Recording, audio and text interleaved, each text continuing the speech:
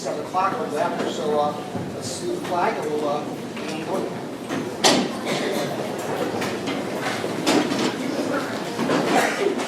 Allegiance to the flag of the United States of America and to the republic for which it stands, one nation, under God, indivisible, with liberty and justice for all.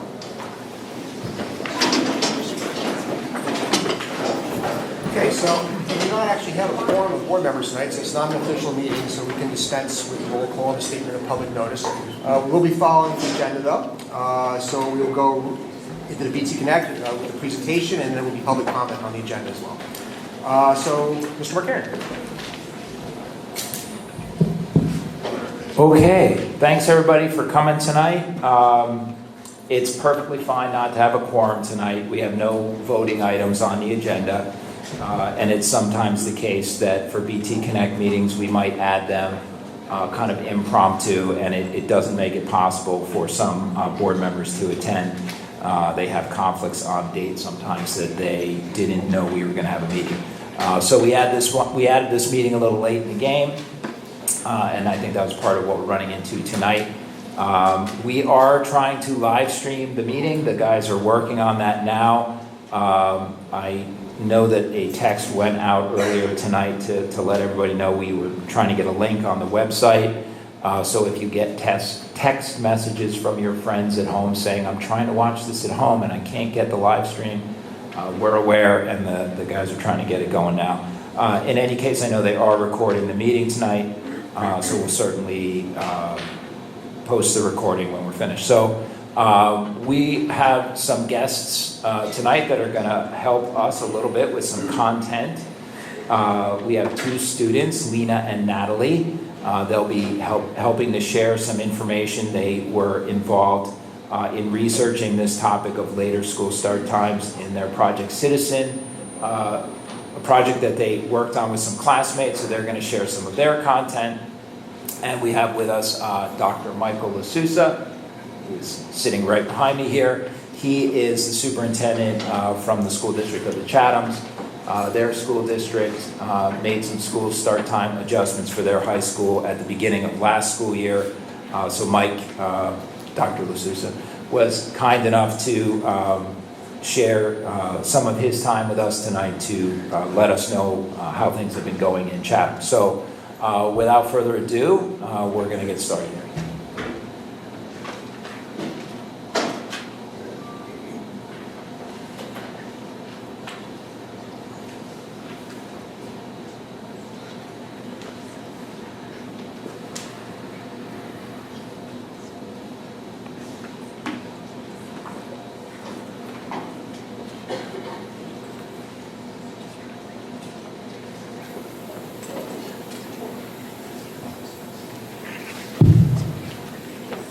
Okay, so later school start times and bus tiering.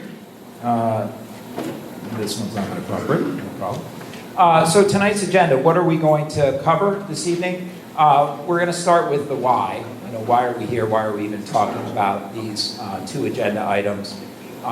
What kind of schedules are we considering in the why? As I mentioned, Natalie and Lena are going to share some information they've collected as students. We're going to hear from our friend, Dr. LaSousa. We'll have some small group discussion, and then we'll do some sharing out and go over next steps in our project. So first and foremost, why later start times? The primary reason really here is to try to create a schedule that gets more sleep for our oldest students, our high school students specifically.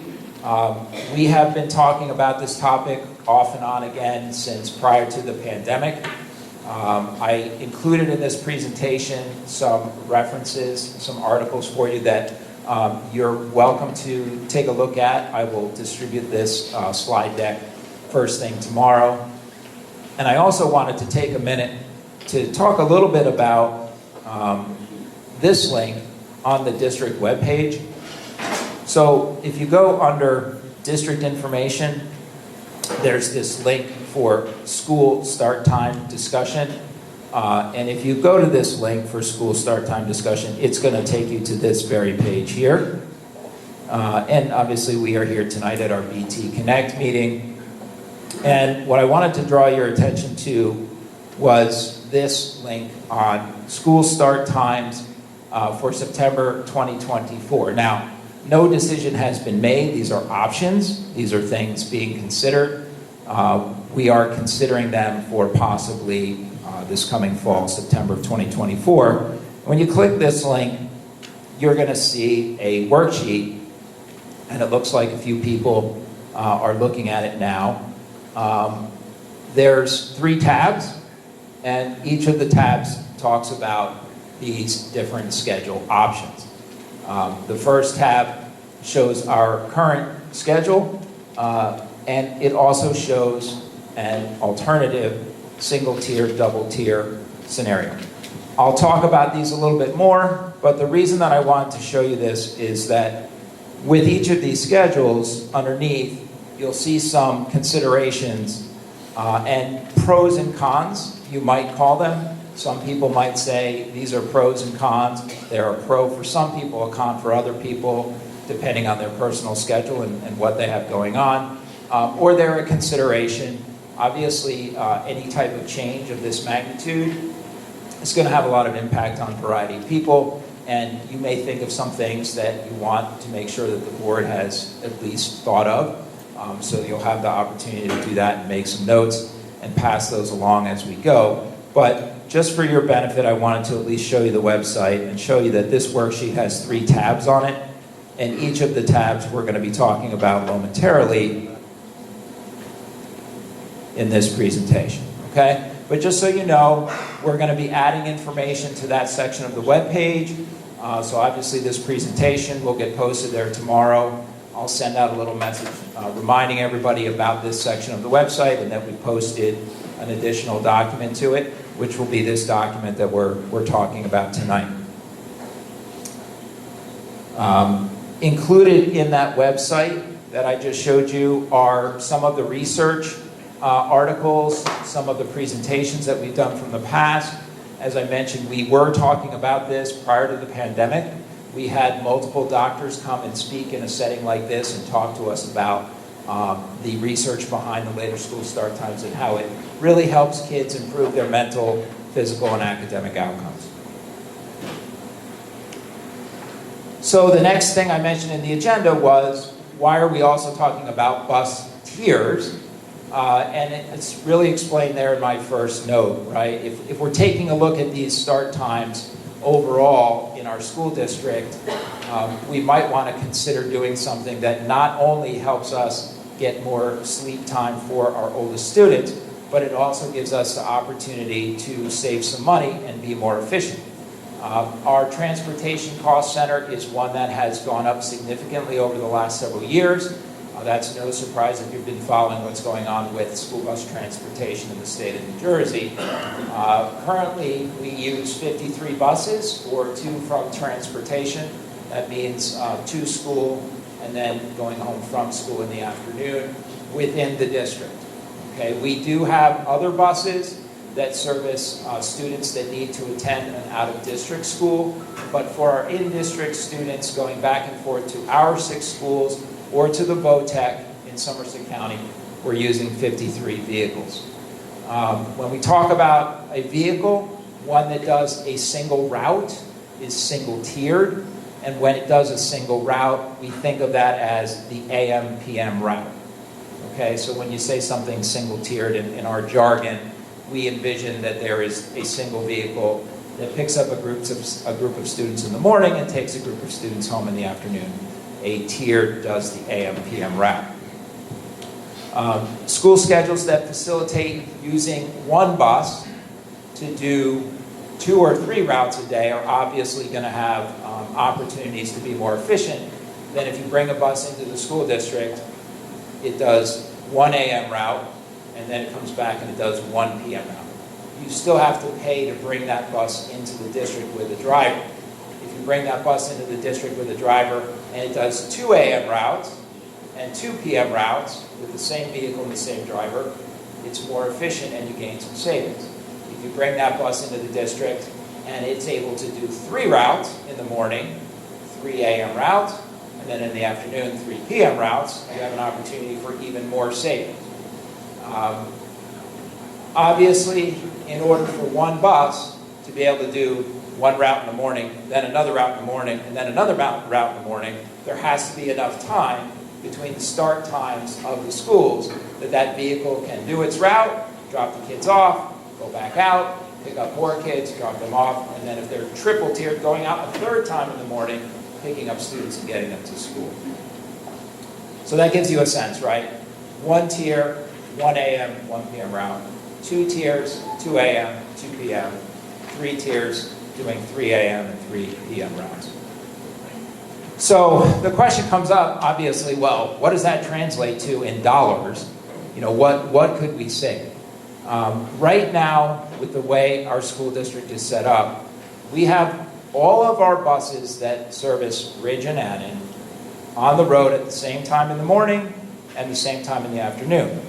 So those buses can only service one school at a time because they're all dropping kids off in the morning at the same time and picking kids up in the afternoon at the same time. So you need all of those buses out there. That takes around 50 buses, okay?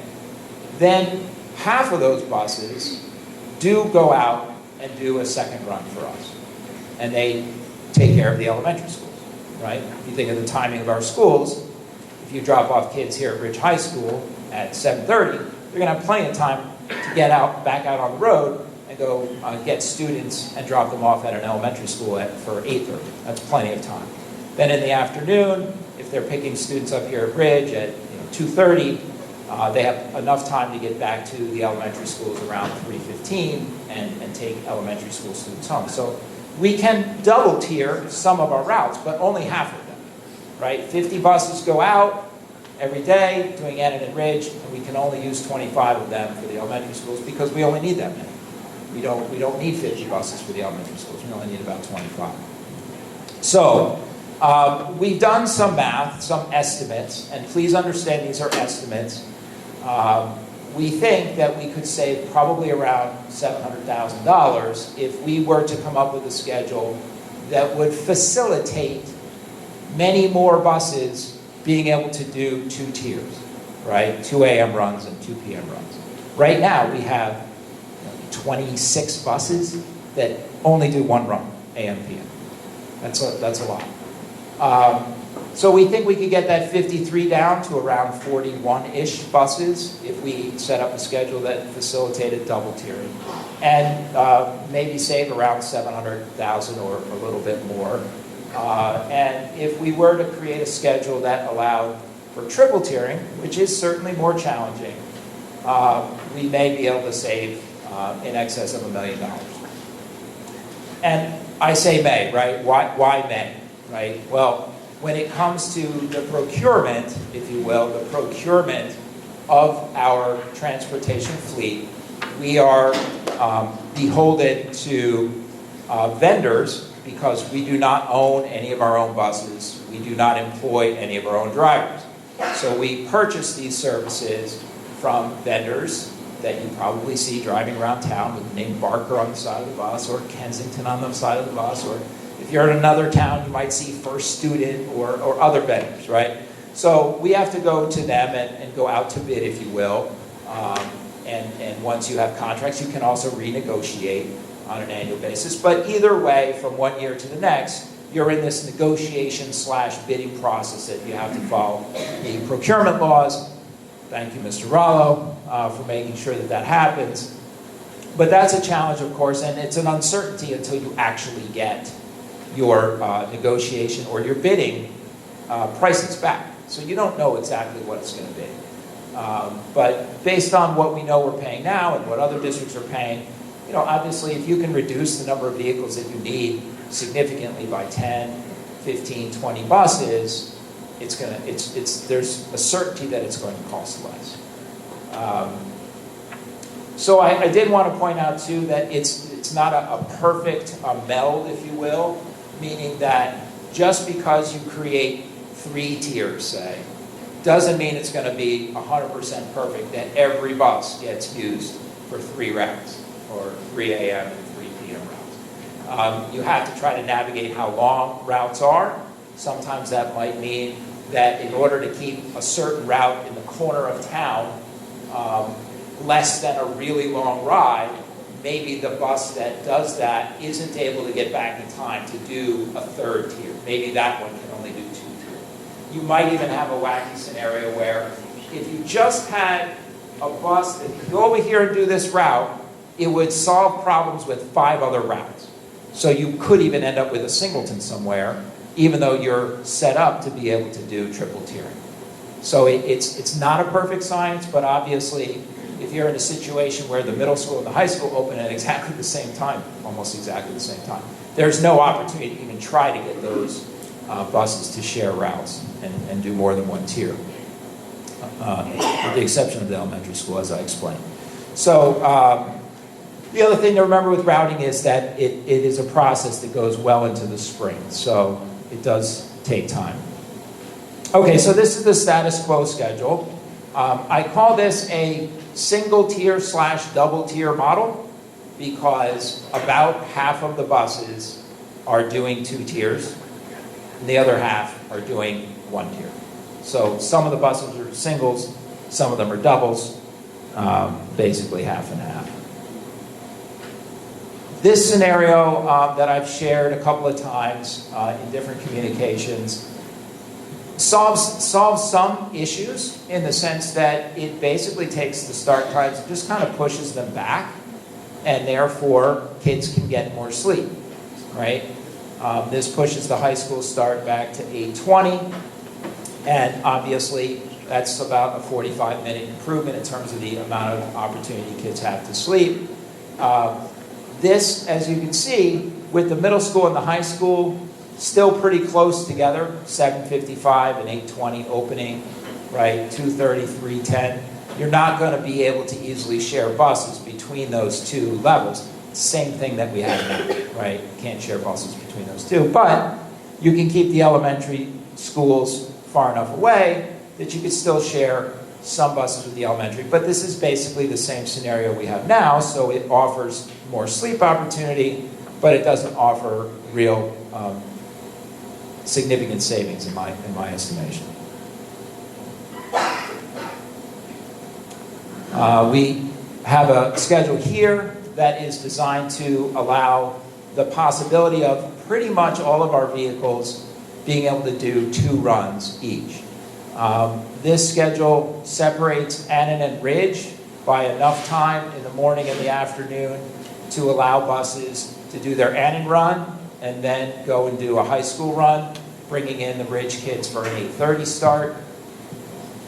This is a little bit confusing, but if you imagine using elementary school buses for more than 1 elementary school, you have to have those 2 elementary schools start and dismiss at different times, right?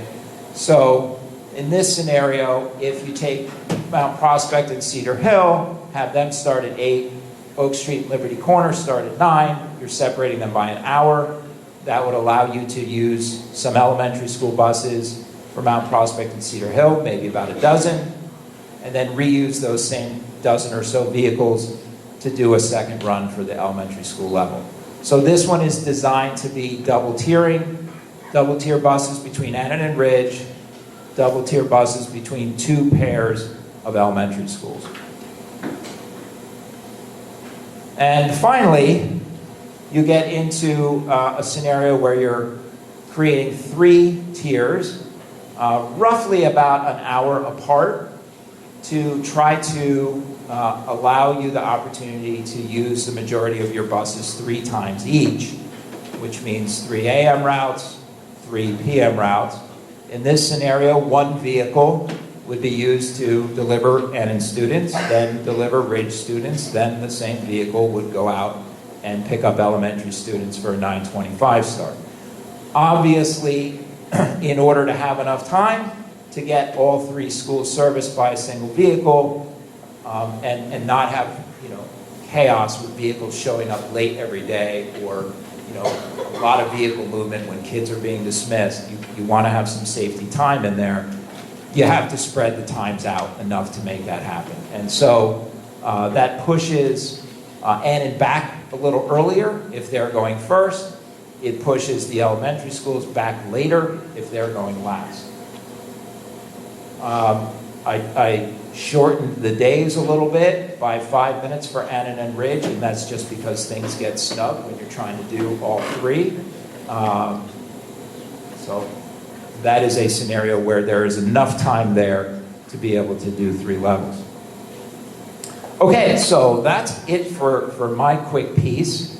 At this point, we're going to have Natalie and Lena come on up. They're going to share a little bit about some of their work on this project and some of the things that they found in talking to the students. So, ladies, you have the calm. Hi everyone, how are you? Thank you so much for being here. We really appreciate all of you guys being so attentive within the community. I am Natalie Ramirez Porras. I am Ridge High School Student Body President, if you may or may not have known me. Me and Lena, we have been very active members of our high school since freshman year. We've always been very attentive. So we did a project named Product Citizen within our honors government and economics class last year. This is not related to student government, just to make it clear. So overall, student Product Citizen overall is a project within this course explaining to students how does public policy look like? How does everything look like within government public policy to understand if we want to make change, how exactly can we do that? We have been researching for about a year, specifically about student sleep deprivation. Lena and I and also other members of our team did a long research seeing how can we fix student sleep deprivation specifically within Ridge High School. So we did some solutions within our website that's going to be provided later within some of the slides. And ironically, some of the solutions that we provided are some of the solutions that the Board of Education has been talking about. So recently, for this meeting, we did a BT Connect type survey for the students. Over nearly 500 students responded, and we did certain questions that really pinpointed how do students think about pushing back school start times. So these questions talked about extracurriculars, how they feel about it, certain questions, and at the end, we actually offered a open-ended question for what students think about and overall trends. Lena will be explaining to you guys what are the actual statistics and numbers of what the overall body of the school. So, thank you. Hi everyone, good evening. And before I start, I would like to say thank you so much for all of you for being here. I understand this is a topic that we have been discussing since 2018, and so I know that it has been worn out. So I really do truly appreciate the fact that all of you are continuing to show up, and it truly just shows that you care about the students, which is why we are taking so much time to present this, because we know that you care. And so we just wanted to say thank you before I continue. So as Natalie mentioned, we conducted a survey over the course of last week that many of your students received, and it basically asked, what do you think more sleep will do for you? And we received about 509 responses. And so, again, that was within a week, so that alone, it shows you that the kids care about this. So I will just go through some of the stats for that. Okay. So the first thing that I want to mention is the CDC and NIH recommends close to 8 to 10 hours of sleep for students. Do we think that that's how much sleep students get? I don't think so. So the very first question that we asked is how much sleep do you get on the average school night? And then how much sleep do you get on an average non-school night? So your weekends, in the summer, your break times. These are our results. On the average school night, a student gets between the most being 6 to 7 hours of sleep. And that is 30% for those of you who cannot see that in the back. And then if I want to take the biggest amount, which is about 70% of this, of students, out of your 500 students that responded, are getting between 5 to 8 hours of sleep. That does not even meet our minimum requirement. So I think that just goes to show that the amount of sleep students are getting is not enough. And then on the average number of sleep in non-school nights, that is roughly 50% for 8 hours to more than 9 hours. So once again, that is the amount of sleep that we are requiring, and that's the amount of sleep that we need to be providing students. We understandably, we know that kids have a lot going on during the school day, and the change in schedules may not provide them 9 to 10 hours of sleep. However, an extra hour from 5 hours may be a lot of sleep. Okay, so the next part, these are all of our quantitative data, was what type of quality sleep do we think that students are getting? And so of the 500 responses that we got, roughly 200% of students disagreed with the statement that they feel like they get enough sleep during the school day.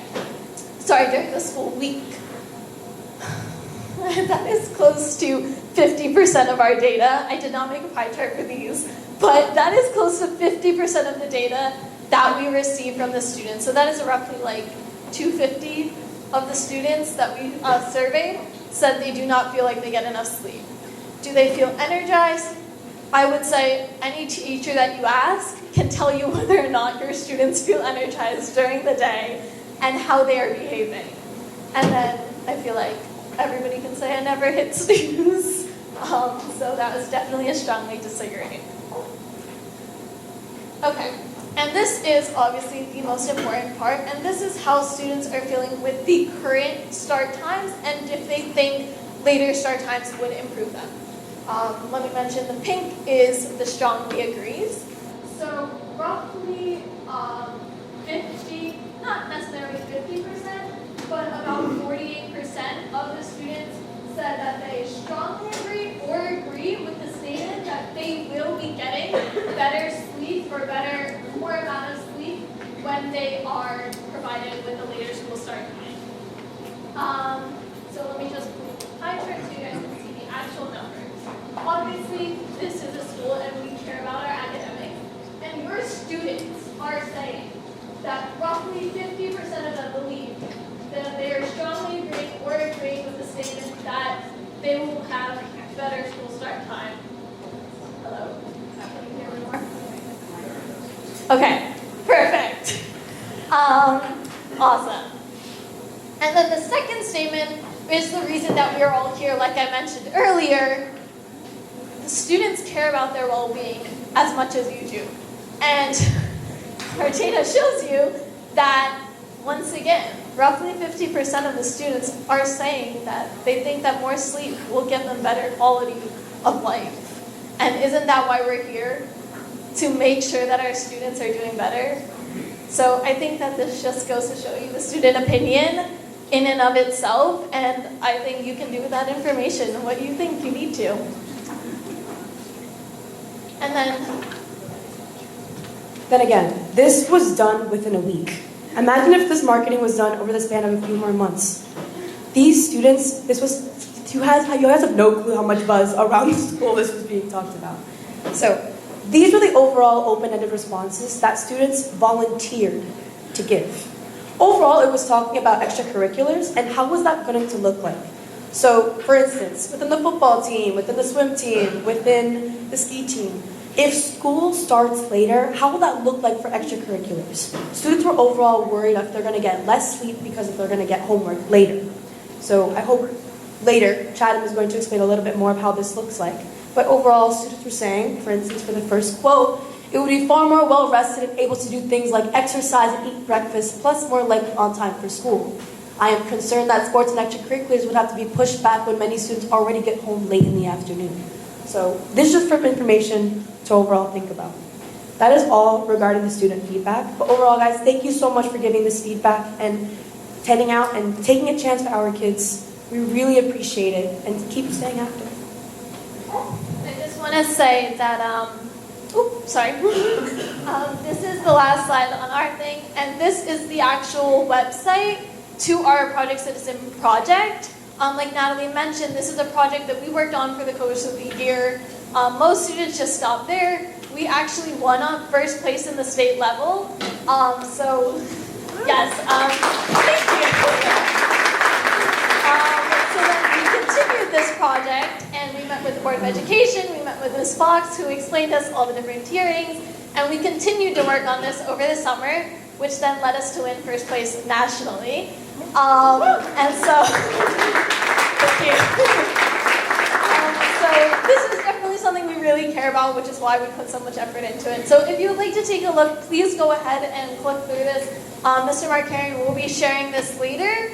And this has all of the information as well for Ridge in terms of their research and what they said as their solutions, as well as all of our research, interviews, speaking with students, and much more. So thank you so much.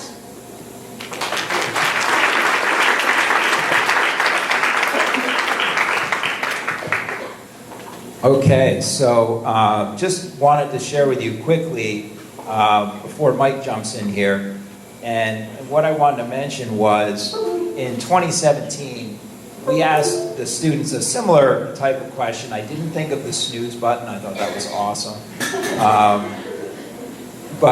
We asked the students, I think we kind of made the students do it. So I know you only had 500 responses, but I think you probably would have gotten 1,000 if I had shared the survey out at school. But we had 1,000 students respond to the question about which one of the following describes your situation with respect to how much sleep you get.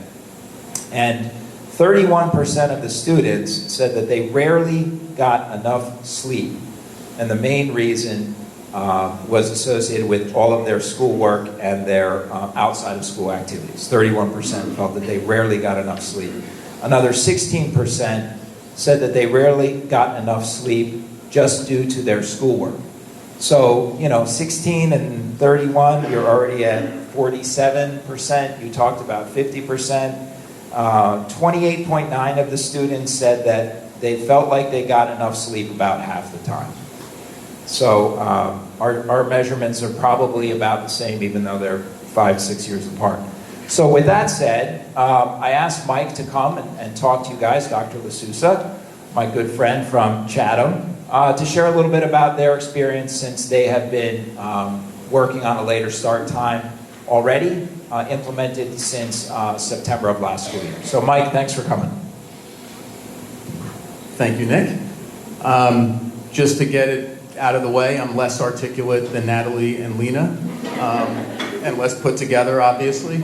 But I'll do my best, and Nick just invited me to share a few points about what we've been through in Chatham, and of course, take any questions and participate any way I can. So I'll just give a quick rundown where we were, how we got there, where we are today.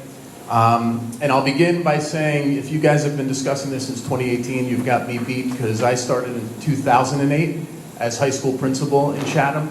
And my exploration of trying to move the start time of our high school went nowhere fast. I didn't realize what I was tackling as a high school principal.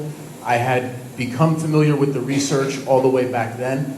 If you're not familiar with the research, because you didn't get a chance to go on Nick's website page yet, the bottom line is adolescents have different circadian rhythms than young children. They have different circadian rhythms than adults. They literally go to sleep later. You can put a 17-year-old kid to bed at 8 p.m. They will not fall asleep at 8 p.m. And study after study after study after study shows that even when you keep everything else constant, like the number of extracurricular activities in which they participate, the amount of homework they have, whether or not they own a cell phone, if all you do is change the start time of their high school day, they sleep more. Study after study shows it, and we are seeing that in Chatham. So that's kind of the crux of wanting to make a change. And it really becomes overwhelming the more you speak to students and the more data you gather.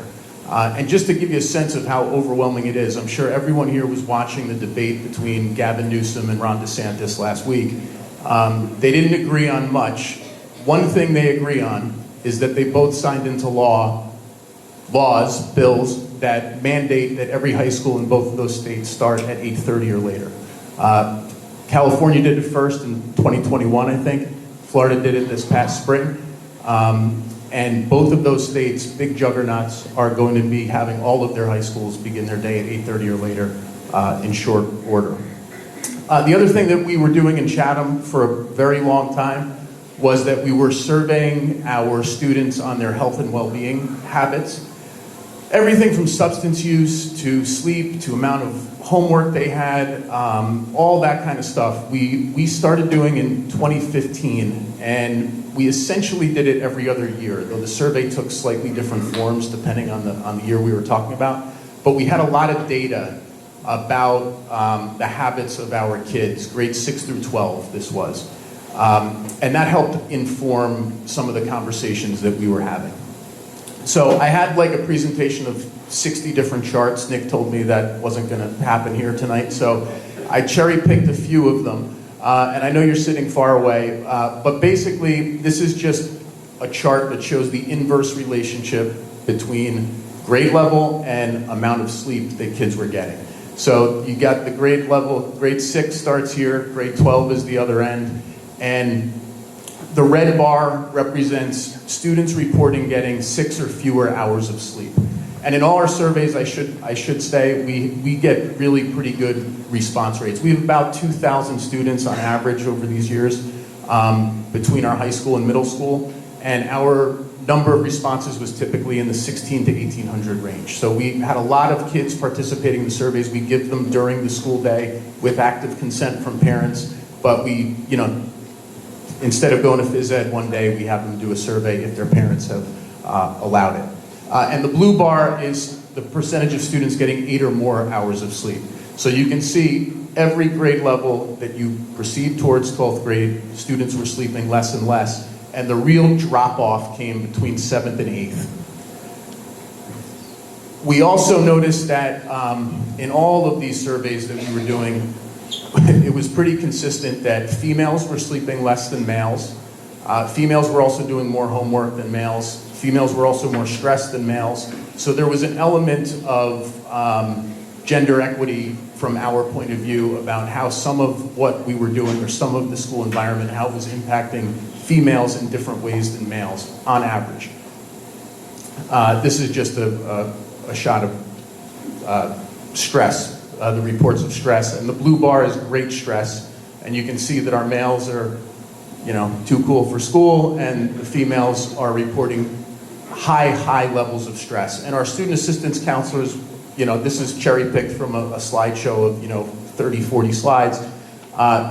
Reporting great stress is also correlated with other concerning types of behaviors or activities, I'll put it that way. So we talked about this a lot. I couldn't get anything done, to be honest. The biggest problem for us was transportation. We don't own any of our buses. We are all double and triple tiered, like Nick was saying, and we didn't have the resources to incur greater expense if we wanted to change the times of our school day. So we kind of just, rattled along, didn't get anything accomplished, and then one of the blessings of the pandemic was this for me. And there were two things that happened in the pandemic that ended up changing the whole equation and enabling us to make the change. The first was that we had so many parents working from home, and that one year, the one crazy year of 2020, 2021, we moved to like a hybrid schedule where students were coming. We had 2 cohorts of kids. They were coming to school every other day, then they'd be home every other day. And I think a lot of our parents saw the work that kids were doing at home. And they saw how self-directed a lot of our students were, how many resources they were drawing on in the ether. And I think that really helped us. It helped us that parents got to see the kinds of work that their kids were engaged in. And parallel to that, I wish I could say that 10 years ago we were lockdown consistent with the kinds of resources we were putting online for students, but the truth is we weren't. And we didn't really reach consistency with every teacher, and we use Schoology as our student management system. Every teacher putting the same resources or the same types of resources, every teacher meeting the same level of expectations with regard to what was available in online classrooms, but we did achieve that during the pandemic. And it made it much easier for kids, if they weren't in school, to keep up, because they could open up their Chromebook, they could enter Google Classroom or Schoology, and boom, they had a whole online library of resources for every class that they took. And that was really beneficial to us, and it factored into this conversation. And the breakthrough of the conversation really came in me proposing that we shorten the length of our high school day by about 15 minutes. So Nick is aiming for 5, I went for 15. I think I should have gone for more, to be totally honest with you. Our high school day had been the longest day in the district compared to all of our other schools. We have 6 schools also. They're not K-5. We have 3 K-3s, a 4-5, a middle school, and a high school. Longest day was at the high school, which really makes no sense when you think about it. It's kind of the opposite of the trajectory. When kids get to college, the amount of time they sit in a seat is dramatically lessened. Students in high school are more self-directed and independent. They shouldn't have the longest length of day in the district, in my view. It should be shorter. We should be getting them ready for college, since in Chatham, like in here, 90+% of our kids are going there. So it just makes sense to me that the high school day be a little bit shorter, especially when we're expecting so much of kids beyond the school day, which we are. So we have a similar schedule to you all in that we have a rotating block schedule. We operate our labs out of the lunch period. What we did was we took every academic period and reduced them from 57 minutes to 55 minutes, and then we shaved a minute or 2 off of lunch. We ended up with 15 minutes less in our day, and that enabled us to move our start time by 40 minutes, from 7:40 to 8:20. So our high school day begins at 8:20. We implemented this change at the beginning of last school year, so this is year number 2 for us now. And in order to do that and not incur any expense with respect to transportation, we opted to push our elementary school start times and end times later. So basically our elementary schools start at about 9 a.m. now. Middle school's at 8 a.m., high school's 8:20, and elementary schools are at 9, roughly. So when we implemented 18 months ago, or whatever it was at this point, there were 3 main concerns. The first was whether the bus tiers would actually hold up, because we don't own the buses, don't employ the bus drivers, so we had concerns about the mechanics of that. There were concerns about the before care provider and program that we operate at our elementary schools for parents who drop their kids off early in the morning before school begins. And we had concerns over our athletics schedules and ensuring that students could still make it to contests and not miss too much school. So I'll touch on all these in a minute. I'll tell you, the bus tiers ended up working beautifully. We didn't, spend any extra money.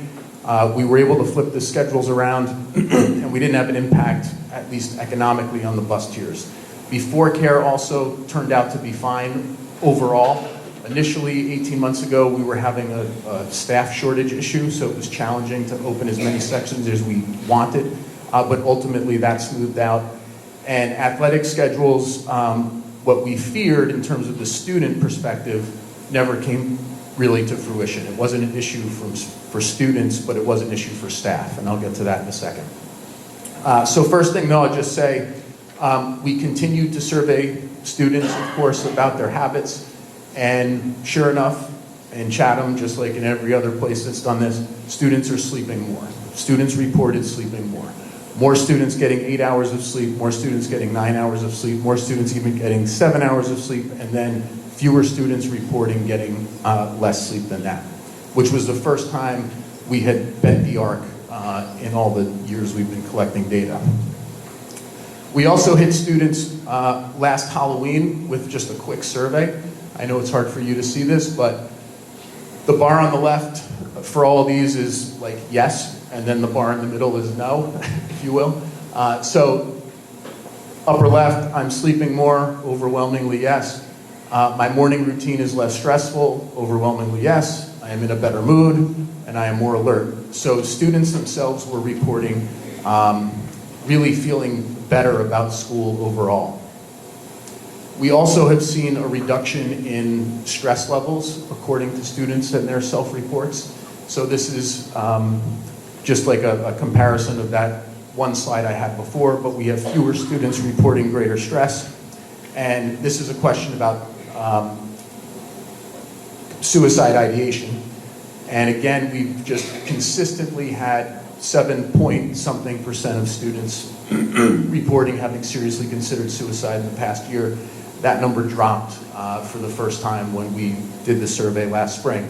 I will say, of course, that we also have implemented many other types of programs to try to address the mental health of students and concerns that we have for students. So I'm not saying that this is entirely attributable to changing the school day, but I'm just saying that in the context of the surveying we've been doing, since we made the change, we are seeing a lot of good, positive outcomes that we were hoping for. This is another suicide consideration by gender. Our female students report higher rates of suicide consideration, non-binary kids even higher, of course, but all three categories saw reductions in the most recent survey we did. This is just a quick trend line of students late 18 times or more over the course of the school year, so this is based on all of last school year, the most recent data point there. Number of students receiving an F in a course, unique students that is, so some students receive an F in more than one course, but these are unique students. And again, we've put in a lot of other interventions and programs to try to assist students who are struggling, but we saw a nice decline last year. So, the sticking points and the sleepers. It's interesting, I may have shared this with Nick, but since we sort of announced this change, which was about 2 years ago now, I literally haven't had one single parent email or phone call about the reduction in the high school day. Literally not one. The emails that I've gotten and the concerns have been around the elementary start time being too late. That's been something that some of our parents don't like. They would rather the elementary schools start their day earlier. And that's something that we're considering revisiting. But that's been a sticking point. Second sticking point has been our staff who coach. And in particular, we have some staff who are elementary school teachers who coach. So they end up, having to leave school to attend a contest and miss even more time than our high school staff. And what hits everyone in the high school or staff members in the high school is that when we have a girls' soccer game, a boys' soccer game, a field hockey game, and cross-country meet on the same day, a class that has 23 kids in it might drop down to 9 students because 14 of them total play 4 different sports that happen to have a contest on that day. We also have an athletic conference in Morris County that is split with Sussex County. So a lot of our contests, we're in the southeast corner here on the other side of the swamp. But we have to go up to Vernon and Sparta and High Point. So we have a little more travel than you guys do. This is a beautiful metropolitan exurb, unlike Chatham, which is stuck in, just joking. But we have to release our students earlier into the school day frequently than you probably do in order to get them to contests because they're further away. So that's probably the main issue that we're continuing to try to work through at our high school now is that one. And the only solution we've really been able to seriously consider to this point is to further shorten the school day a little bit more so that instead of getting out at 3 like we do now, we maybe get out at 2:50 or so. And I'm turning it back to Nick. He told me 15 minutes. I was close. All right. Thank you for the hospitality to our guest, Dr. Lasouza. Thanks for sharing about your experience in Chatham. So, normally what we like to try to do is share some information and then collect some feedback from everyone that's here listening. I know I handed out all the papers, and I forgot the markers. Chris is going to help me out. Thanks, Kristen. I actually, if there's any staff members administrators in particular, I did set up a link to make notes on a doc if you wanted to do it that way. I know that doesn't help a lot of people that don't have access to this document yet, but I think I gave it to the admin team. So if you wanted to, you could take some notes that way. But otherwise, what I'd ask you to do is to just take a little bit of time talking together. We have a lot of folks that are interested in knowing your thoughts, things that maybe you've read a lot of the information on this topic, you've looked at the website, you've been here for meetings like this in the past. Maybe something that was talked about tonight sparked a thought in your head, and we ask you to take maybe 15 minutes, talk amongst yourselves and make some notes, and then we'll have an opportunity afterward for you guys to share your thoughts or ask any questions, and we'll do the best that we can to answer them. So we'll give you about 15 minutes. Could you put the schedule on the...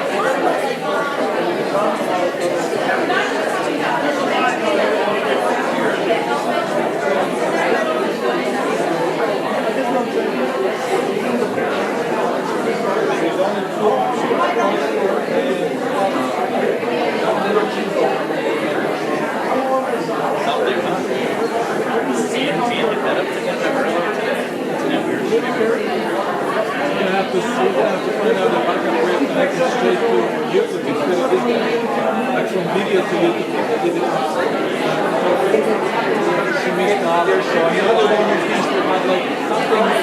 There should be a live feed on here. I think it's yeah, but this one is the medium guy. To get to the, I was thinking there's something to omit. If this one is flashing, if it's flashing, again, to continue something. Is that the new?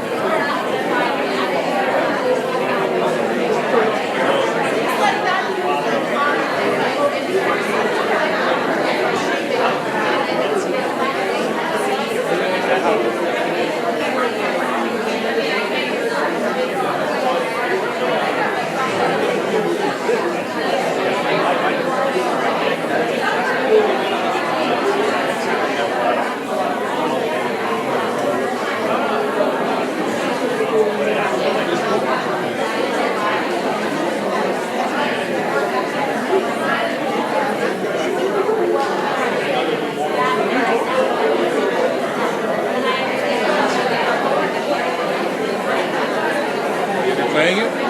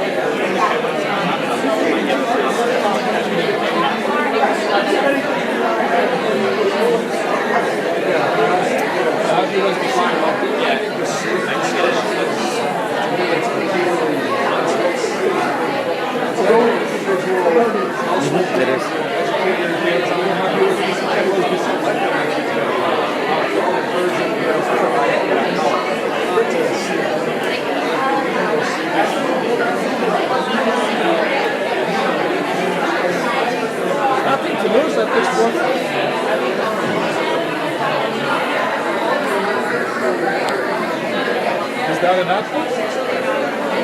Is that enough? Okay.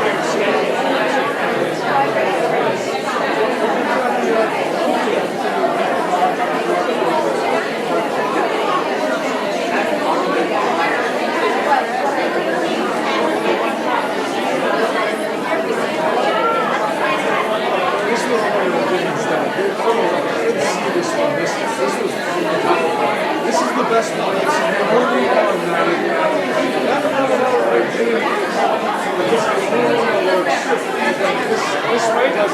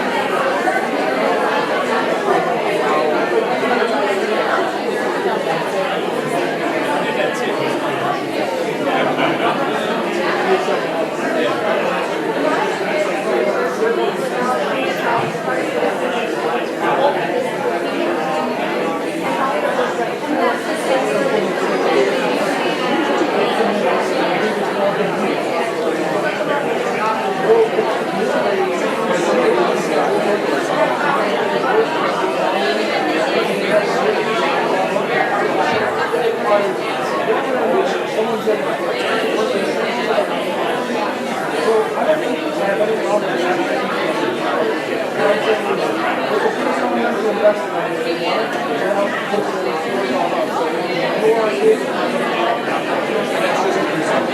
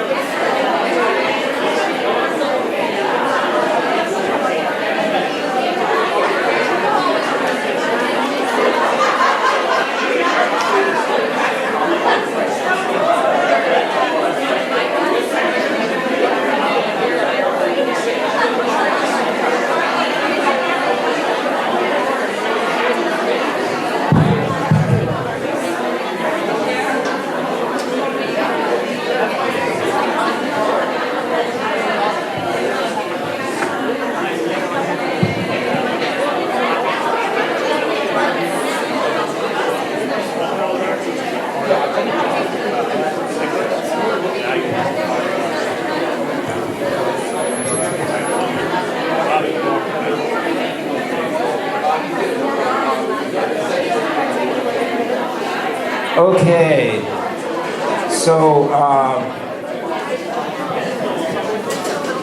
thanks for the work you put in. Usually what we like to do at this point is kind of take the opportunity to let somebody from each group kind of share a little bit about ideas, questions, notes they had. And what we'll do is with each table, we'll try to answer any questions that we can that come up. If you're listening and somebody has shared kind of the same concern or asked the same question, maybe just kind of cross that one off your list so when the mic gets to your table, you're sharing something that someone else hasn't already raised, because we'll try to answer the questions as we go. We're a little short on mics, and one of these, the battery looks like it's going to go. I don't know if Mr. Facklin might have extra batteries around. Thanks, Mr. Facklin. I'm not sure they're going to make it. So why don't we start here on the left? We'll work our way around. And Mike is being generous enough to stay and help answer questions. So thanks, Mike. Thank you, Mr. Markarian. So we talked about the triple tiering was one of the most concerning recommendations that the table was talking about. The very late start time and the impacts to the after-school activities for the elementary age students was a concern.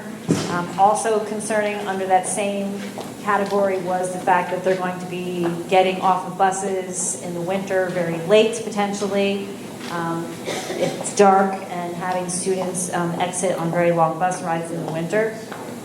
They also talked about the triple tiering impact to traffic. If it's so late, more parents will be driving. Many of our schools are schools within the neighborhoods, and there were concerns about triple tiering and more parents driving students to the various schools. The other concerns that were brought forth were, as we know, there is a shortage in transportation and bus drivers across the state. It impacts one bus is late now at the middle school, and it impacts maybe one elementary school. What happens when a bus is late and now it's in a triple tier scenario, and now we have numerous students impacted across the entire district? Even in the, right now there are certain cases where it impacts two double tiers currently, but in the case where it's a triple tier, you have more people who are being impacted by a missing bus driver, which then another bus has to come 40 minutes back. Who's going to do that in that scenario? To rerun a route 40 minutes for all three levels if the bus isn't there.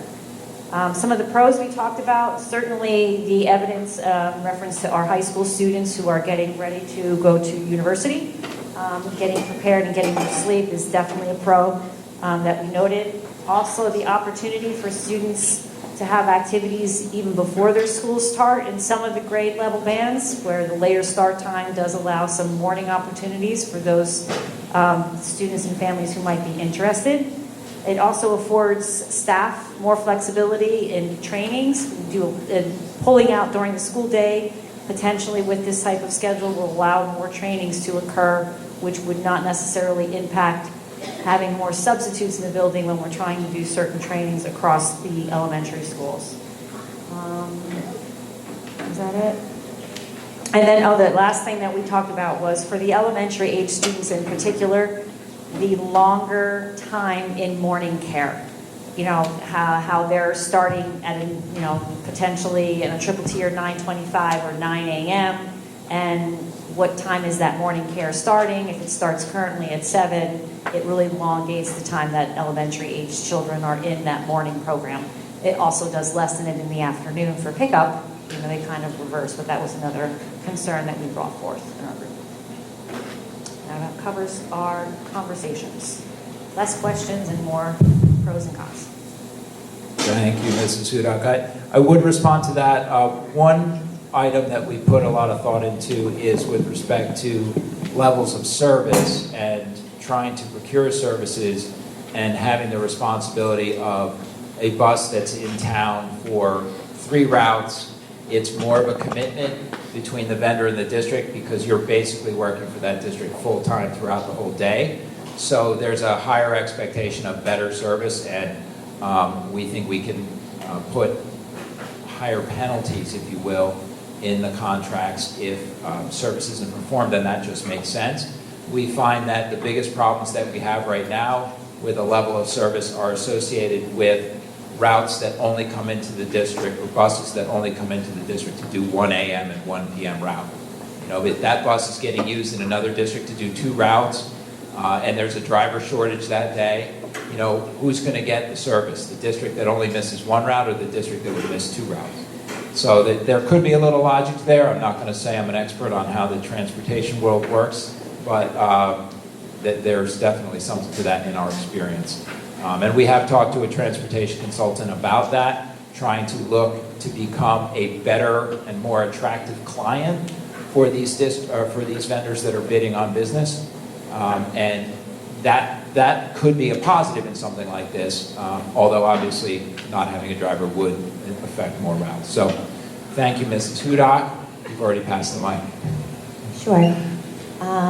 Our thoughts are much more random. We had just a lot of questions, not pros or cons per se. We were questioning if the priority is sleep, if that should be separated from fiscal savings completely. And that if sleep is the focus, I'd be curious to see what the data shows for middle school age children, and that if we're really looking at sleeping the priority, then should the middle school and the high school be later and separate the bus stop? Other questions we had relating to high school sports and activities. Would we have trouble getting like a quote-unquote 4th tier for busing for those activities, because then the bus driver would have driven 3 tiers and then have to drive now a 4th time. We were wondering if there was a scenario that was better for the busing shortage and the bus driver shortage. We were wondering for the elementary school, if it started later, what the plan was for morning care, and if things like mini units would then just be moved to the morning. We were wondering if the district has looked into owning their own buses and drivers for fiscal savings versus the savings of a tiered system. We were wondering on the schedule with 2 elementary schools on one, 2 elementary schools on the different, would that be a long-term commitment? And specifically, would special education then be set in certain buildings? Because otherwise, families would wonder from year to year, what's my child's start time? And if any of this relates to any discussion about redistricting in general. And then finally, if sports are going to be later, if the district has any plans for adding lights on our fields. That's it. All right, I'm going to come over and look at your notes. That was a lot of questions. So, clearly there are two issues, right? One is how could the district save some money? The other is sleep. You can talk about them separately, together, or apart. I agree with you. It is technically two different conversations. However, if you are going to upset the apple cart, if you will, have a big shift, I think it makes sense to look at that. As you heard from Chatham, they made it work without adding cost, right?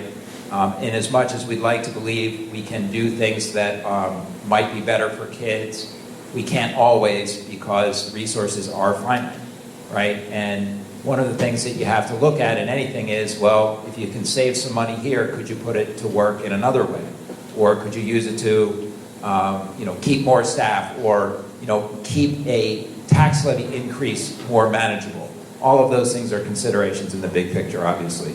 But I hear what you're saying. They are technically two different things. The high school sports, in terms of transportation after school, Mr. Mancino, our athletic director, was kind enough to join us. He's sitting here at this table, so I wonder where this question came from. But certainly you can hear his pain, right? I mean, this is a pain that we hear about regularly across the state in getting transportation for after-school activities. It's just as hard as getting transportation to work or to from. It's a challenge every day to have enough bus drivers out there. Would this help with the overall problem? Well, I mean, look, Ridge, Berners Township School District could reduce the overall strain in the industry by needing less buses and drivers here. Does that mean it helps us? Who knows, right? Do those drivers end up going to another district where it's more desperate? You can't necessarily predict that, but it does lessen the burden overall in the area if we need, 40 or 30 buses instead of 53. Morning care. So if elementary schools start significantly later, we would still, of course, have before care, and definitely, as Ms. Hudak pointed out, it is more of a challenge, especially if your child needs to come to school early. They would be in before care longer. Maybe they would be in after care for less time. I don't know if it would make their entire day longer or not. We don't have plans that are firm yet in terms of other things to do with that before care, such as mini units being before school. We have to look at that from a staffing perspective and a contract perspective with our teachers, whether or not we could make that work. But certainly if you are starting significantly later, there may be some things that would allow kids to come to school a little earlier. We have to work more on that.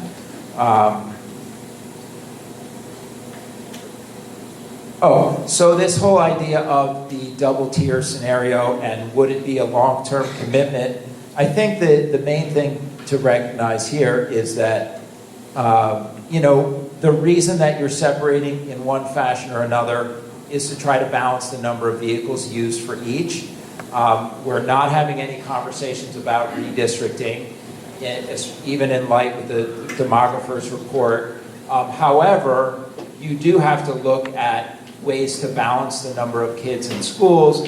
Moving lots of lines around in town would be, in my view, like the last thing that you would want to do because it has a tendency to be really disruptive. But we do look at programs, where programs are placed. We talked about special education programs. That has shifted over the years. Where do we have space, right? In schools that might have more students coming in, if they are in general education programs, can you give as many of those classrooms in that building to special education programs and still have enough room for all your general education programs? Sometimes that's where the flexing comes in because, sometimes your special education classes are only housing 6 or 7 students in a classroom that can house 25. So you have to navigate those things and looking to massage rather than redistrict is typically what we do on an annual basis. Okay. So, microphone's here. Thank you. Hello. So we just had more of a friendly chat at this table. We didn't write everything down. Some of the things that we've discussed were mirrored by the other two tables. There was some concern about a parent who has a special needs child that this later start time, and I guess there's no before care, and that would be a burden for them. So that's just a high-level concern. My concern that I was going to throw out is the consideration for driving parents. So I live too close to Annan and too close to CHS. And the CHS parking lot is really bad. And they even shut down one of the parking lots, and now there's even more contention for the parents that need to come. So I need to get there like 25 minutes before, just to get a parking space to pick up my child, because I don't like the car line. So this specific situation, 2:15 and then 2:30, that presents kind of a conflict for me as a driving parent to pick up my daughter and then pick up the son from CHS. So there's some contention there that needs to be considered. And I think that's it from our table. Thank you for that. It's actually a really good point in terms of that dynamic of traffic at each location. In particular, what we see a lot is the interplay between Cedar Hill and Ridge, because at Cedar Hill School, you have a lot of parents drop off in the morning there for Ridge students to walk up to the high school to kind of deal with the overall traffic at Ridge. And in the afternoon, same thing. Parents will pick up in front of Cedar Hill School because Ridge students get out earlier, they walk down the hill, and they get picked up there because it's less traffic. So there's a lot of interplay between the ending time for Cedar Hill School and the ending time for Ridge. So in this scenario, that issue is good. The same thing with the opening time. You're looking at that and saying, okay, well, in this scenario, if Ridge parents were dropping off their kids, Cedar Hill would already be open, right? And they would have just opened at 8 o'clock. So to your point, there's a lot of interplay, parents dropping off, traffic. Some people, we reached out to our traffic consultant and asked him to take a look at this issue again for us. Something like this, what does that do for traffic around town? Right? You're separating Annan and Ridge by an hour. Is that better for traffic or worse for traffic around town? Right now, all those parents that are out at the same time dropping off kids to those two schools. So maybe this actually spreads the traffic out around town and makes it better. So we're trying to investigate that too. But another issue, you raised a good point. Yeah, I would like to add one more point to what he said. Like, we saw the research and study about the sleep deprivation problem across teens, which is really true, right? We really need to solve that problem. But I think now we are bringing two problems together to solve. I think that's where is a lot of conflicts happening, right? Because if you look at the study, the elementary school sleep timing and the middle school sleep timing was good in the chart. The only problem was with the high school students. So I think just changing the high school timing is good, but if we are changing all the school timing is where is the problem.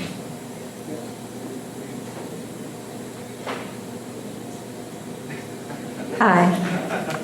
Some of our concerns were echoed by the other tables. So just a couple of points from us. The first was, in terms of you're looking at the double tier, again, it just, for some of the parents at the table, it didn't make sense that you moved elementary to 9:25, then Annan's earlier, and Ridge, so it's sort of like you're solving a little bit of the problem, but then creating a different problem because, at least at this table, we had elementary school children who were up at the crack of dawn. And then you're starting Annan earlier, which I'm not sure how many 6th, 7th, 8th grade parents there are here, but I've got a 6th grade child who's like a freshman in high school, can't get her out of bed. So there's just, I know it's not an easy one to solve. We were just sort of saying, why was elementary pushed so far to the 9 o'clock hour? Our other concerns were with the 3-tier was that it just didn't provide a lot of wiggle room as it related to maintenance, if there were maintenance issues, if there was inclement weather, and again, the driver shortage, etc. And then we had another great idea over here. Is there any consideration of a possible hybrid schedule for high schoolers? A hybrid schedule for high schoolers. So you mentioned one of the things that came out, the positive out of COVID was the fact that there were people, you were able to take a lot more of this, the work and move it online. Well, with high school kids, you've got kids who are going to go to college shortly. So they are independent to some extent. Can you take a look at maybe possibly looking at some of the courses that can be made into a hybrid in an asynchronous format? So that way they can get the work done, but they don't necessarily have to physically stay in high school, in the school to get that done. And that may accommodate your scheduling issue.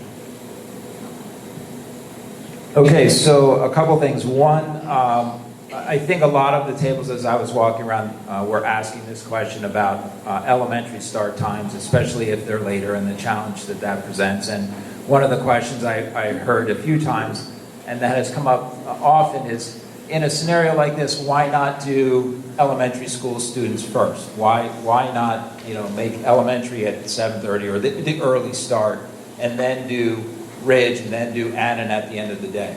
I'll tell you that the reason that I've shied away from doing that, number one, is that would be the most significant change in terms of where we are now.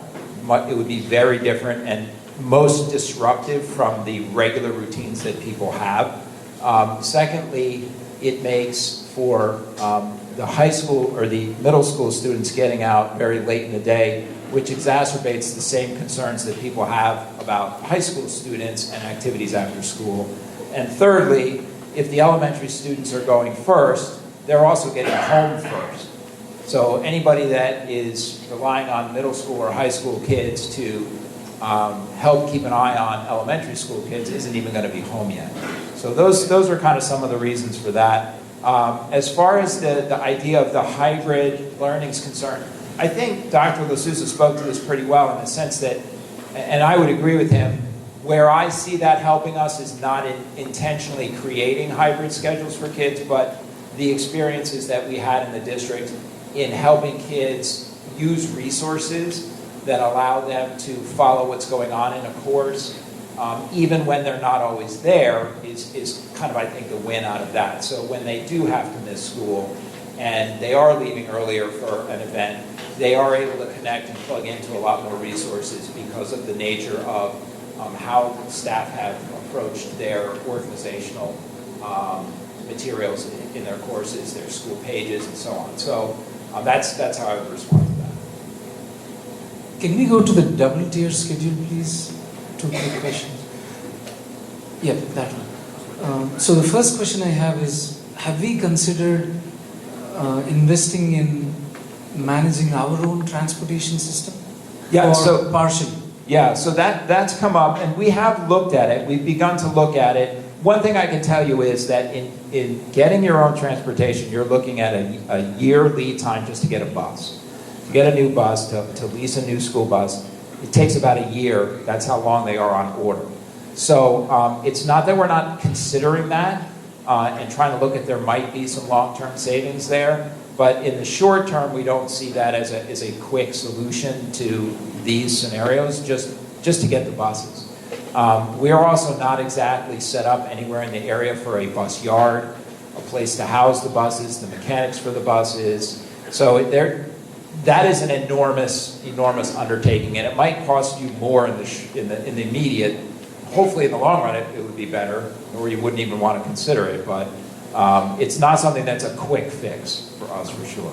And my next question is, as the children are growing up and their circadian rhythm development, etc., why do we not consider switching Annan and Ridge timings? So I wouldn't want to alternate. I mean, you can't alternate from one year to the next just because the kids are aging, because there's always going to be somebody in one boat or the other, right? I think the question that comes up a lot is like, where's that breaking point where you want to start giving the kids a greater opportunity to sleep? Ideally, it might be 8th grade. Practically for us, that's not very easy the way we're housing 6th, 7th, and 8th together. So we're looking at the high school as a first step. All right, maybe we could go across and catch these two tables in the front, and then we'll keep working our way towards the back so we don't lose track. Thanks. Okay, most of our questions were very similar. I would say the biggest concern that we've heard seems to be from elementary parents with the very late start times, particularly with the triple tier, but also with the double tier. One question was, is there any data around the science for K to 8 students? We've talked a lot about the data and the science for 9-12, but not K to 8.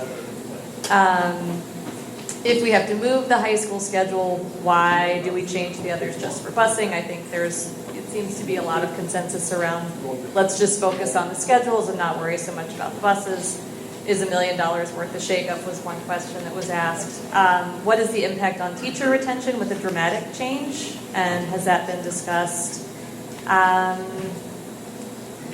think that was pretty much it. Everything else was sort of repetitive. Elementary earlier, or is there a way to do that?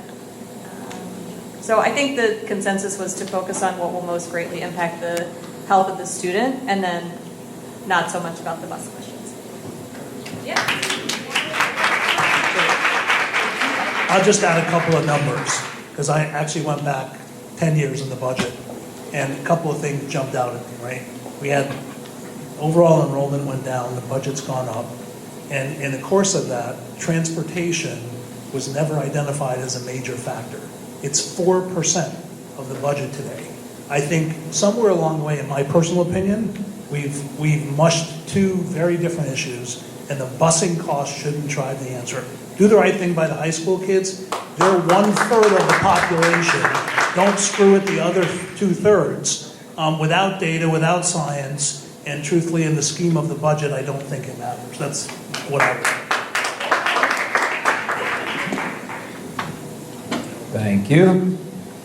All right, I guess I'll be the only one to stand up. I'll just open with, this is a table full of elementary school parents, our oldest in 3rd grade. So clearly, we are not thrilled with any of the late starts. We basically said at 9:25 is pretty much untenable. I think the majority of people who live in Burness Township have jobs that require starting at hours before 9:25. We also said that with some of these options, if you did want to push the elementary school back, what about using some of the funding to potentially offset some of the costs of other places, so subsidizing things like before care, because the greatest inconvenience if you're going to push times back is like elementary school kids wake up early, right? High school kids wake up late. It is hard to kill all that time in the morning. So we're going to need something to do with that. And then, Vinny, I know you had another one. Yeah, sure. So I think the gentleman right here pretty much said exactly what I wanted to say, but better than I could. But I hear everyone's complaints. My name is Vinny. I've only been in town 2 years, and one of the main reasons that me and my family came here is because we appreciated how well the town was run and some of the options for working parents. You have your kids getting the bus, it works out perfectly. So going a little bit later, I don't want to outsource my kids in the morning and in the afternoon. That's basically what it comes down to. So I think the high schoolers have a great point on all of the different aspects benefiting them, and I would challenge them to go to the Board of Ed and say, if you really believe it this much in all the presentation that we've seen tonight, challenge them to spend that money and prioritize it. There's, I think, 2.7 I saw going towards facilities, which I'm sure a lot of them merit that, but then also suggestions from spring meetings from the Board of Ed, wanting to spend this extra money that you can be saving in more administrative staff, which as far as I've seen, administrative staff is going up like this, enrollment's going like this, and I'm not seeing outcomes commensurate with the increase in costs. Thank you.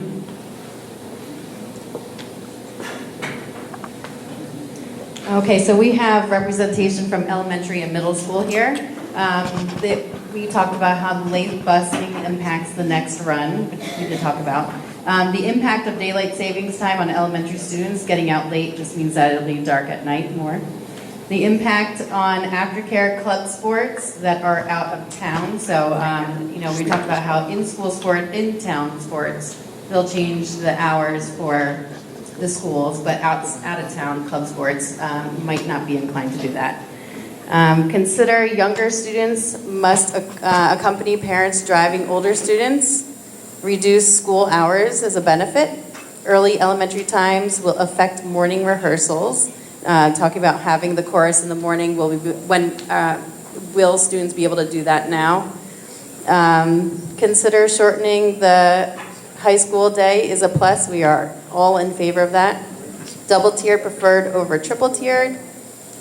And that's about it.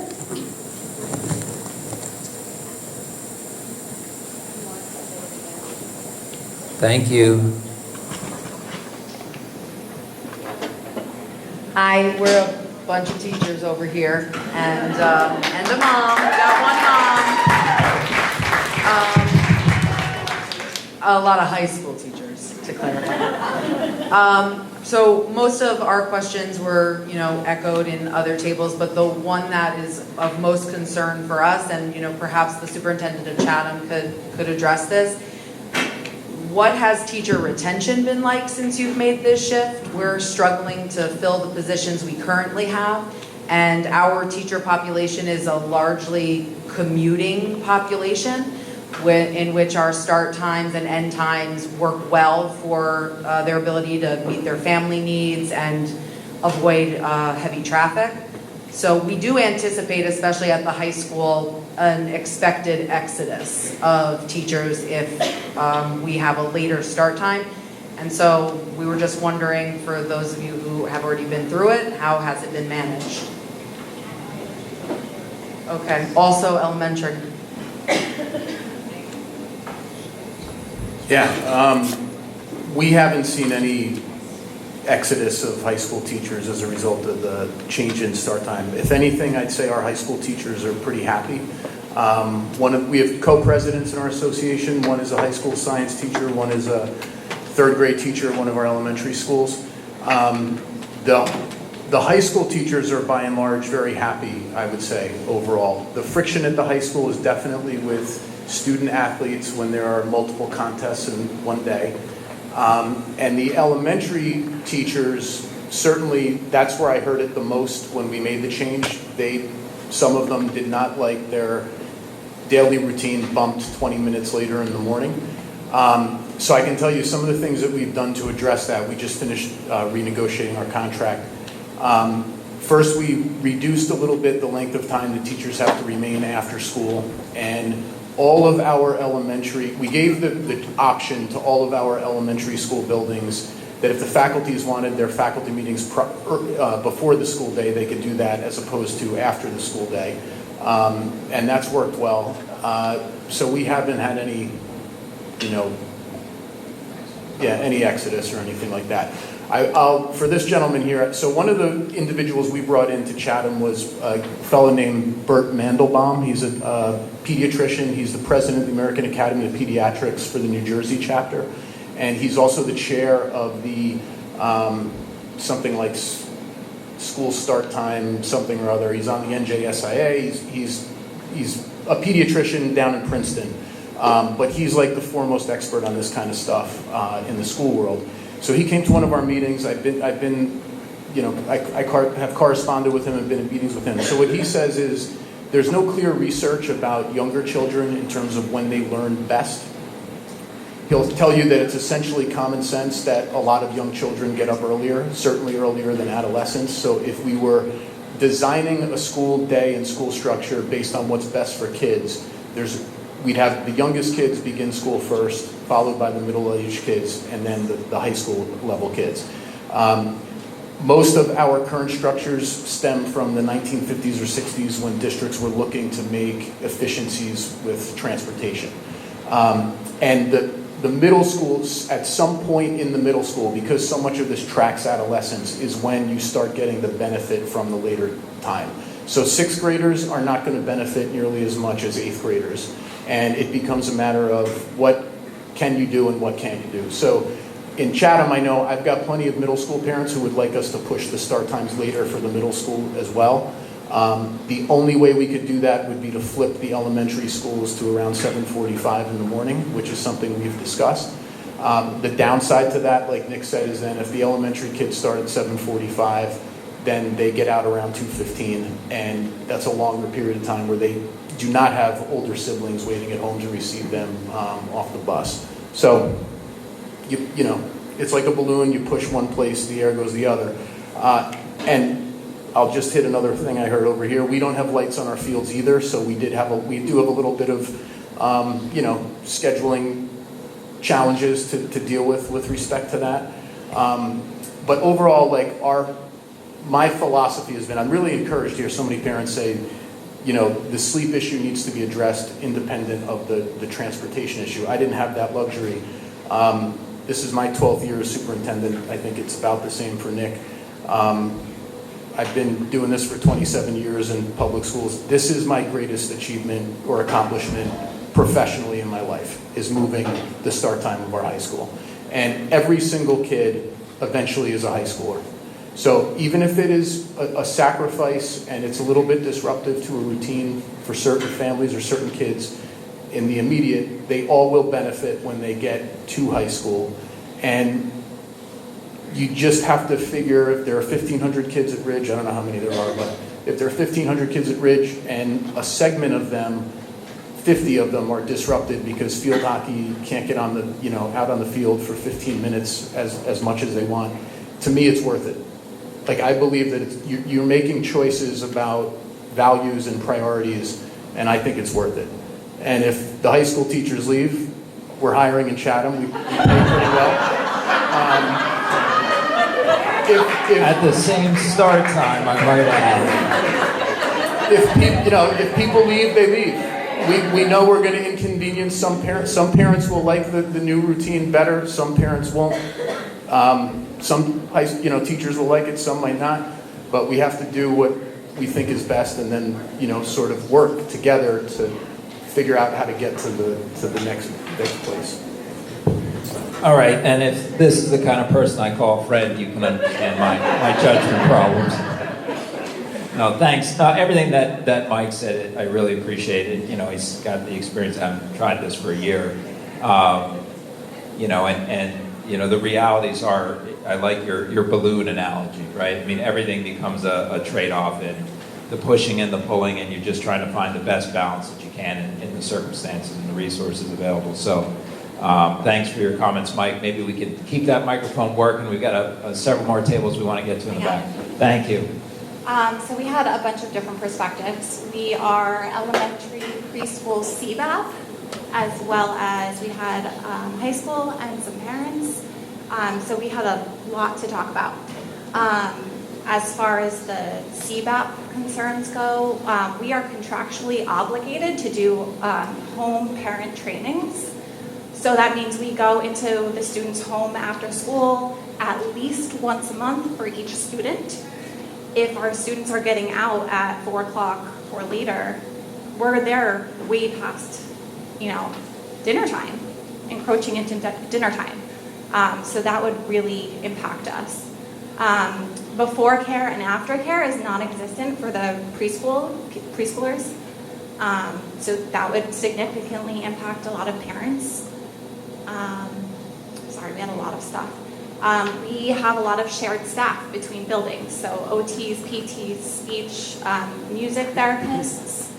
That would impact their schedule significantly because they wouldn't be able to make it to every school based on the varied times. I'm sorry, there's a lot. How would it impact ESY schedules for us?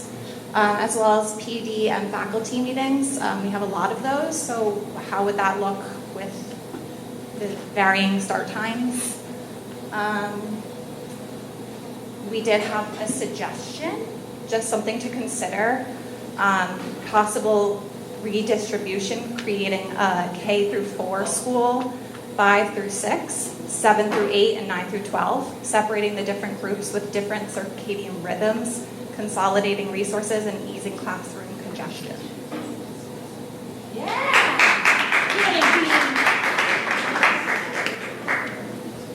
Okay, thanks. So I think you were talking a lot. About this one in terms of separating those start times and challenges you foresee in having elementary schools with separate start times, because it sounded like that's what you were talking about there. And Definitely the start times. I think also one thing to note is because we work in the CBAP program, we are required to come in an hour earlier too. So if the elementary was starting at 7:30, we would be required to come in at 6:30. So our schedules, our contracts are different than a gen ed teacher. Yeah. And that would significantly impact us as well as our childcare. Right. Okay, thank you. And in terms of restructuring based on grade level, just keep in mind that if you if you make a choice like, let's do all of K-1-2 in this building, you're moving all the children across town to get to that school. And so just keep that in mind in any kind of scenario like that. Mike talked a little bit about his 6 schools. I think you said 4 or 5 in one school and K through 3 in 3. So different districts can figure in different ways. Obviously, based on enrollment in geographical areas can impact that. But just keep in mind that it might sound good, but that's a lot of moving of kids around. Okay, can we keep it moving? Hi. Thanks. So we're a mix of elementary, middle, and high school teachers, and pretty much everything we wrote down has been shared numerous times already. So I think the main thing we talked about was the interest in maybe flipping, I know you said there's logistical issues with it, but flipping the elementary and middle school timeframes, because that was very late for elementary students to be dismissing. They'd be getting off of buses in the dark when they don't know how to cross the street. So a little concern in there.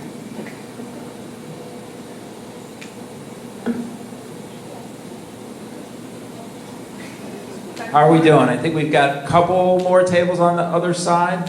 Thank you very much, Mr. Miziak, for moving that microphone for me.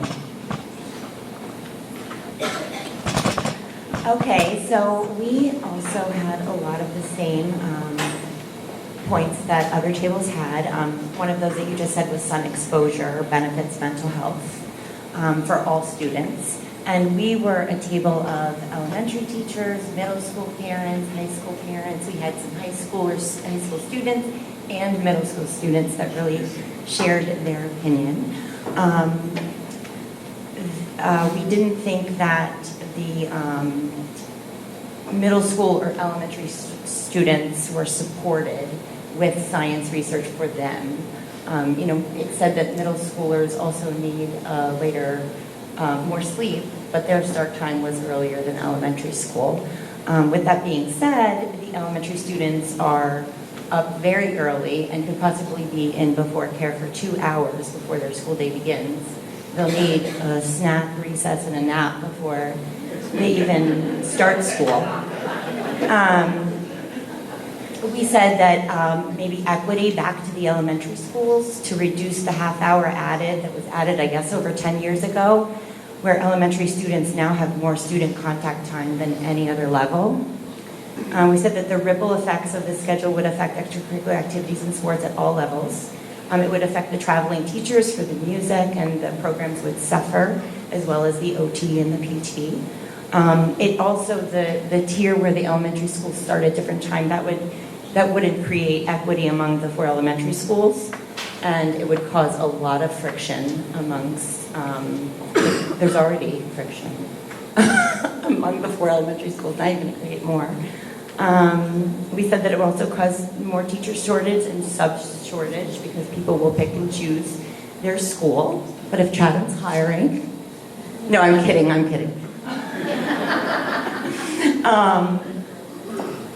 What else did we say? Oh, the PD days and faculty meetings, yes, that would affect everyone.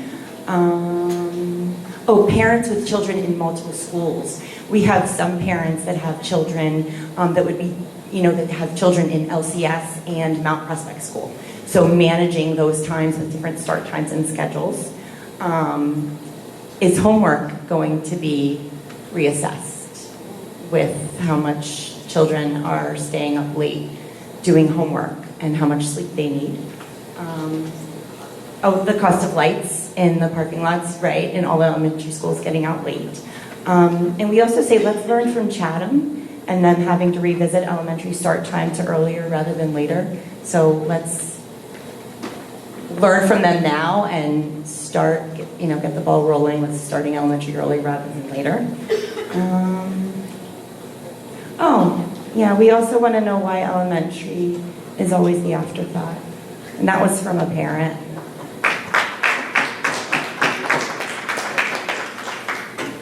Okay. Your students want to talk.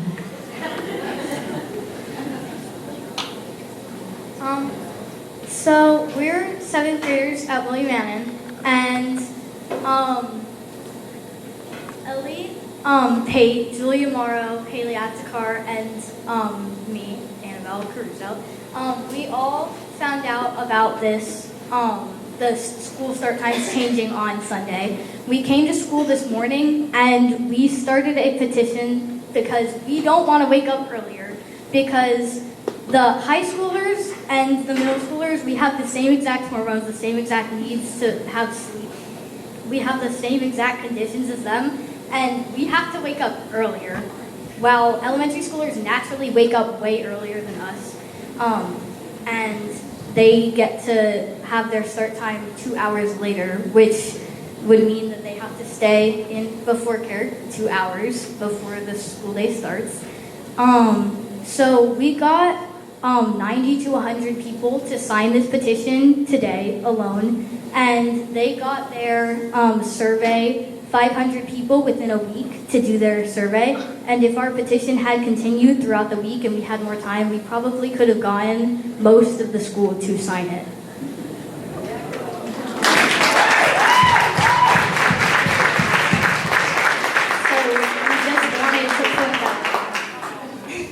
We just wanted to point that out before we switch tables. Thank you very much, and I think we have your signatures over here. So good job. Thanks for coming.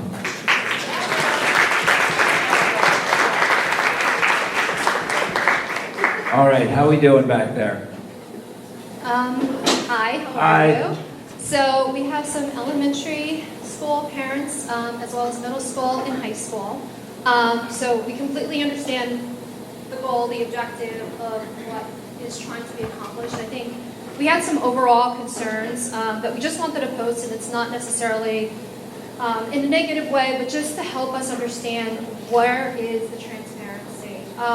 The presentation would be helpful if it could be posted before the board meetings, just so we can see what is actually being discussed. I know with the Chatham presentation, we were just looking for a little bit more information as far as what were the number of respondents over time, as well as what are the demographic differences between Chatham as well as Berners Township. I know a lot of parents that live in Chatham. I can't necessarily say that their feedback was what you're sharing this evening, to be perfectly honest with you. The other caveat is that you mentioned the pediatrician who lives in Princeton, New Jersey. Princeton, New Jersey has all three schools starting at 8:20 and 8:30. So I think, yes, he is a pediatrician, but we're the parents that ultimately have to deliver the children and put them at their best in order for them to learn. So I just want to make sure, if we're going to speak about statistics and we're going to speak about facts similar to the gentleman previously, I think it would just be helpful for us to be on the same page so we know where you're going. So if we understand what are the parameters, maybe we can help be a part of what this is. Because receiving the information, there were a lot of questions that I had. You know, when you keep hearing about the busing, it just seems as though, you know, are we achieving a different goal here? What is the goal? Is the goal that we need the high schoolers to get more sleep? Is the goal that we need to upset, you know, the middle school, the elementary school, and the high school? Is the goal because the Board of Education wants to save money? Help us understand what it is, the objective. It would also be helpful to understand how much money is being saved through the different scenarios that are being presented, so that we understand what is the goal of, again, what are we doing with this money, what is the upset, what are the trade-offs. I think the trade-off from an administration standpoint is a little different than a trade-off of a parent. As well as an elementary school parent, our kids have already gone through enough with COVID. My daughter was one that stayed home for kindergarten through COVID. First grade didn't go necessarily as well as we had hoped, just from the standpoint of she had learning disabilities, but also with the benefit that we could have given her. So can we also be mindful of those kids who have already experienced so much through COVID that we don't add to the plate? And if we're getting to the point to say, listen, this isn't a perfect model, then maybe let's just wait. Let's just wait to get to something where we're not recreating the wheel and that we're learning from Chatham and everything that they're saying. So we also would love to understand, how are the teachers and the coaches being impacted? Are they being considered? Are they part of these plans? Do they come together? Who was sitting in the room with all these tiers? I understand there's a bunch of studies being done, but it would also be helpful to know and hear from the parents of children in the school district as well as teachers, because honestly, I would hate to lose some of the high school teachers. I went to school here. I went through all school here. I have not left this town. There are teachers that were my teachers that are principals, and I very much would love to keep them and not send them to Chatham. We also worry about the families. You know, we're protected, right? That's why we're Basking Ridge. We're rich. We're proud of our students. We're proud of our families. We're proud of our teachers. That's what makes us us. So if we can keep them at the forefront of our minds, because we do want to protect them as well. We also like to discuss for the children who are going to be in morning care, aftercare, kids who are taking medicine, ADHD, time release doesn't mean that these children now need to take even more medication to last the day, to absorb the morning care and the aftercare. What are the effects of that on the children, as well as children who get up in the morning and want to get on an iPad, who sit around for an hour and a half to 2 hours, and the parents that have to manage that? You know, I understand the comment earlier that, yes, if we just bite the bullet now, at some point it will benefit our child to high school. For some kids, that is too long. For some kids, 6 months, a year, 2 months can affect a child and their learning abilities, as well as where they're going to go from here. Young children, again, we discussed many of the points. After-school activities that are outside of the district would be helpful to address. Some kids who go to Gotta Dance, some kids who are learning different languages. The parents aren't going to be able to get their kids from point A to point B. So now you're also affecting any of their extracurricular activities outside of Vernon's Township. Let's see. You know, ultimately the goal is that 925 is just too late for the parents, and, you know, can we basically have a committee where parents are part of this discussion, where teachers are part of this discussion? You know, I don't think it behooves us to say that we know all the answers, but if we just understand a little bit more of what allowed us to get to these types of scenarios, whether it be cost or whether it be saving the children as far as letting them sleep. But let's be honest, you know, I think many of us have high schoolers. We have high schoolers that we know. You give them an extra time, they're still going to stay up playing games. They're still going to stay up doing other things. So some of it is also teaching them management of it. And, you know, it's on the parents sometimes, unfortunately. And I would love to say that that would make a difference, but I don't know if those kids are going to use that time wisely either.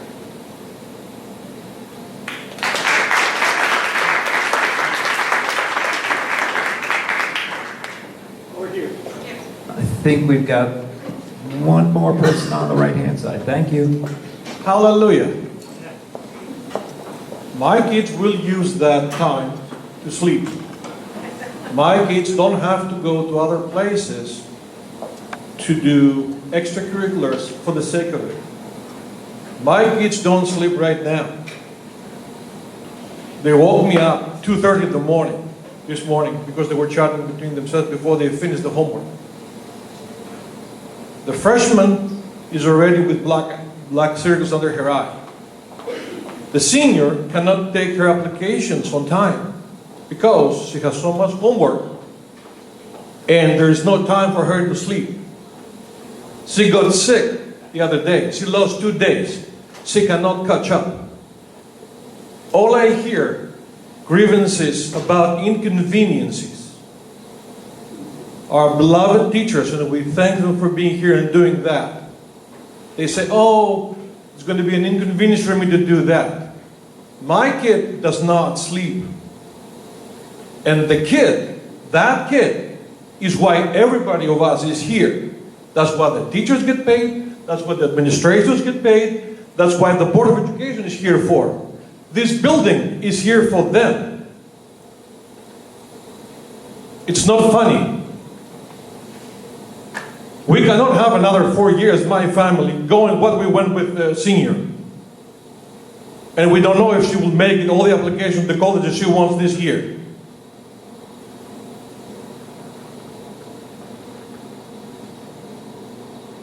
Places in Florida have done this 10 years ago. I lived there in Boca Raton. I asked the parents, how is it that they wake up so late? Oh, because they sleep late, they wake up late, now they can go to school and they don't sleep. Last year, kids were banging their heads on the wall because they're falling asleep in the morning. 15, 16-year-olds have to go with a big Starbucks coffee in front of them. I see them every morning out here trying to stay awake. And we call this normal. Right? This is normal. These guys did it. Kudos to them. Newsom and DeSantis cannot agree on anything. And they said no earlier than 8:30. I didn't know that. It's not for the funny part of it. It is really important. How we do it is the next thing. Yes, everybody will get inconvenienced. Yes, but if I told you, you can come here tomorrow, but there will be no food. You have to go out there and get the food yourselves. What would you say? What is the priority? That is what matters. Get them to get the sleep they deserve. They're being abused, they're being harassed, because we don't give them the chance to sleep, for God's sake. And I suffer with every single parent here. I've been all through that. And I have a second one behind, coming. It's not fair to them. And the whole problem here is that this democratic process doesn't have here those that are being affected the most to talk for themselves. Where are they? I don't see them. Some of them are over here. Some of them spoke up. So we agree that they have to get some more sleep. So some of them spoke up. But this is the how we're going to do it, not whether we're going to do it. Okay, so that's what I'm getting. So we're gonna cut it off because. Thank you very much. I appreciate your comments, and I just want to share one other thing. Okay, so last couple of speakers. So first of all, we've been talking about this issue for a long time. We want people's input. That's why we have these meetings. We have these meetings for anybody that wants to come. The kids, thanks to the kids that came. We had a couple of our older high school students come. We want people's input. That's why we have these meetings. We've had several meetings on this very topic. We want parents here, we want staff here, we want kids here. As far as gathering more input from the kids, I'm going to be sending out a survey, hopefully this week, not just for parents, not just for the staff, but for both, and also at least for the high school students. We want to start getting some information from them as well. Our own high school students took the initiative to start surveying their peers. So we are interested in how everybody feels about this. And clearly, there's no change that you're going to make that's not going to have a significant impact, right? If you turn schedules around in a significant way, it's going to impact people. That's why we're trying to take the time to have the conversations, and that's why it hasn't happened overnight. We've been talking about this for years. How long did you guys talk about it in China? For years. Okay, so we recognize it's not a simple thing. It's got a lot of far-reaching implications for a lot of people, but we want to take a look at it because the first priority is the kids, right? And what we know from the data, especially with these high school students, is it makes a big difference, right? And when I say things like, in broad, sweeping terms, when you talk about the why, improving mental, physical, and academic outcomes, okay? It shouldn't be glossed over what those mental outcomes are that we're talking about, right? We're talking about suicide prevention, suicidal ideation. This is not lightweight stuff, or we wouldn't be bringing it to you, right? We look at the data that we have every day. I get copied on every suicide intervention report that happens in this school district. I'd like to see that I get less of those. So, it's a serious topic. I get it. I understand. It affects all of us. It affects all of our lives. It affects our teachers. It affects our administrators. It affects our parents, whether they're elementary, middle, or high school. And it affects the kids. Right? So I appreciate you taking the time to be here tonight. We'll continue to talk about it. I would ask that you would leave all of the papers here so that I can collect them. What I usually do is have my admin assistant help me out by getting minutes off of all those sheets and then putting those back out to you guys. As I mentioned, for next steps, We are going to be surveying, hopefully having that information back to the Board of Ed by the 18th, so we can share out some information on some survey data that we collect and making some final recommendations in January. So again, thanks to all of you for being here. Thanks to Dr. LaSousa for donating his time tonight. Please leave your notes for us. Thank you very much.